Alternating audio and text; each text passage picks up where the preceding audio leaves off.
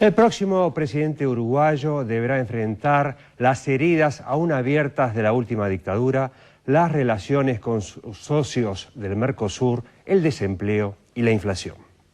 Lejos ya de los estándares que un siglo atrás le permitieron ganar el mote de la Suiza de América, el Uruguay de hoy se muestra entre luces y sombras como un interesante desafío para el presidente que asumirá el primer día de marzo próximo.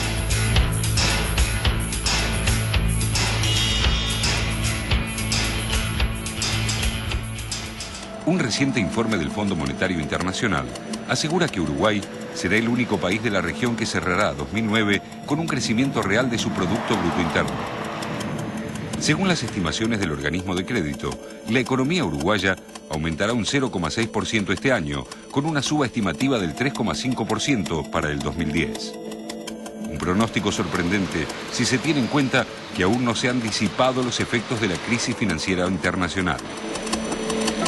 No obstante, como contracara de esos valores auspiciosos, el desempleo sigue siendo un dato que no podrá dejar pasar quien llegue a la presidencia tras los comicios del próximo 25.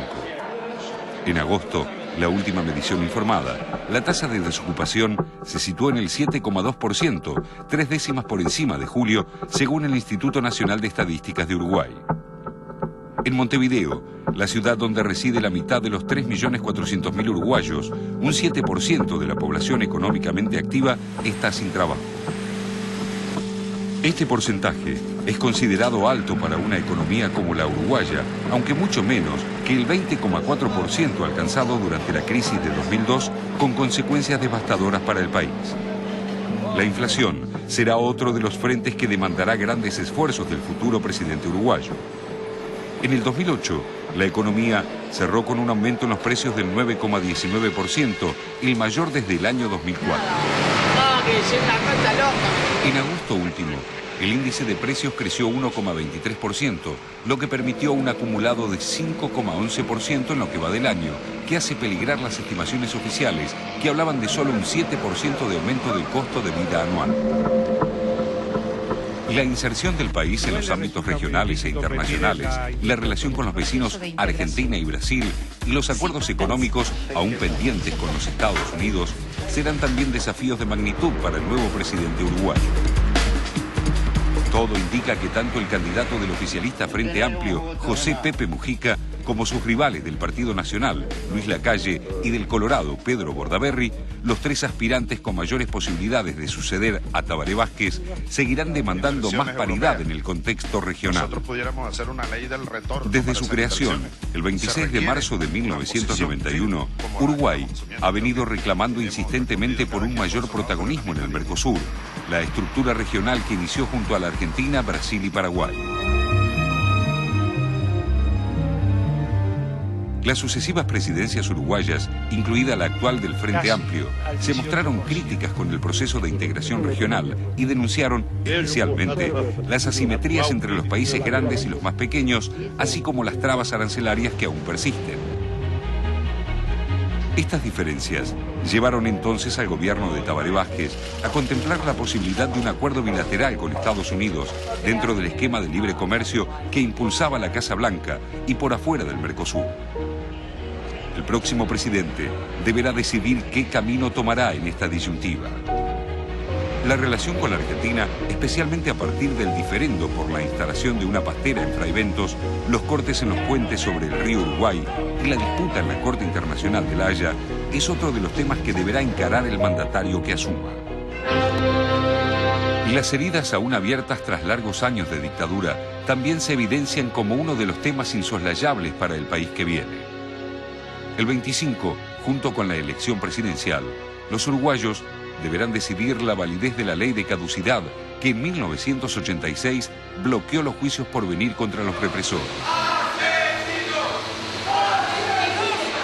Actualmente, una decena de exfuncionarios y uniformados están presos preventivamente por esos delitos cometidos entre 1973 y 1985, entre ellos el dictador Juan María Bordaberry y su canciller, Juan Blanco, pero la nulidad de la ley llevaría a cientos de ellos ante los estrados. Un 1 de marzo de 1985, Julio María Sanguinetti asumía como presidente y Uruguay dejaba atrás la dictadura para iniciar su actual proceso democrático. El 1 de marzo de 2010, 25 años después de aquella fecha, otro mandatario llegará a la residencia de Suárez para afrontar los desafíos que le impone un nuevo siglo. Bueno, ahí decimos que Bordaberry es uno de los posibles sucesores de Tabaré. Todos los sondeos indican que la cuestión se va a dirimir entre Lacalle y Mujica, que va a haber segunda vuelta por otra parte. Y al mismo tiempo yo miraba las imágenes y pensaba en la discreción de Tabaré, como en términos personales y también en términos políticos. Un hombre de hablar poco, de dar casi nada de entrevistas también, de ser muy cuidadoso con las palabras, muy medido, y todo lo contrario de lo que son Lacalle y Mujica. No solo Mujica, porque hablamos mucho de cómo habla Mujica, cuánto tiene que después decir, no tendría que hablar tanto, pero Lacalle también habla mucho. Son muy diferentes en términos de personalidad. O sea que se viene un Uruguay con un liderazgo muy diferente. Es verdad, esto me hace acordar hace una semana y media cuando estuve en San Pablo en un seminario donde justamente había gente del Frente Amplio. Me contaban muchas anécdotas de Tabaré Vázquez, de una parsimonia, más allá de que al principio como presidente seguía todavía trabajando como oncólogo de vez en cuando, de una parsimonia y una tranquilidad muy uruguaya, ¿no? Muy diferente tal vez como vos decís de Lacalle y Mujica. Sin embargo, tuvo algunas definiciones políticas muy importantes, especialmente en política exterior. Sí, definitivamente. El tema del ALCA, el tema del rechazo a las bases, la ampliación de las bases en Colombia.